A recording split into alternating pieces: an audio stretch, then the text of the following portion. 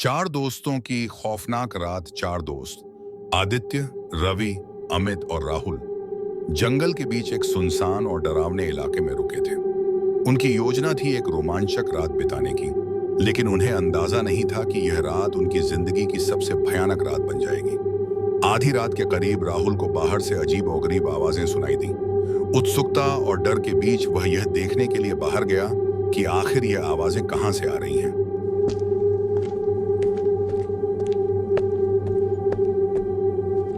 अंधेरे में उसने देखा कि कुछ दूर सफेद और चमकती आंखों वाला एक विशालकाय वेयरवुल्फ उसे घूर रहा है। राहुल के पास चीखने का भी वक्त नहीं था। वेयरवुल्फ ने तेज पंजों से उस पर हमला किया और उसे जंगल की गहराई में घसीट ले गया। राहुल की हल्की चीख और आवाज सुनकर बाकी तीनों दोस्त जाग गए।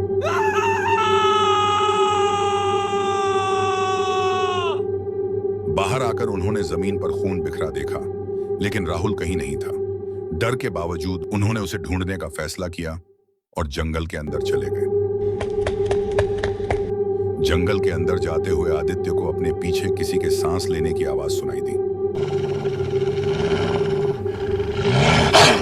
उसने घबराकर पीछे मुड़कर देखा।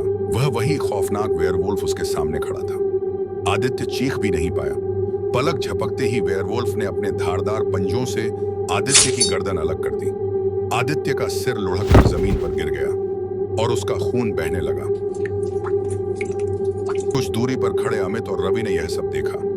वे डर से कांप रहे थे। उनकी आंखों के सामने वेयरवुल्फ आदित्य के शरीर को नोच कर खा रहा था।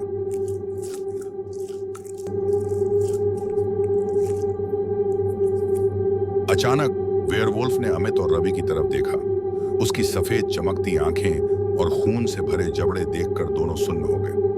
वेयरवुल्फ ने बिजली की तेजी से उनकी ओर दौड़ लगाई।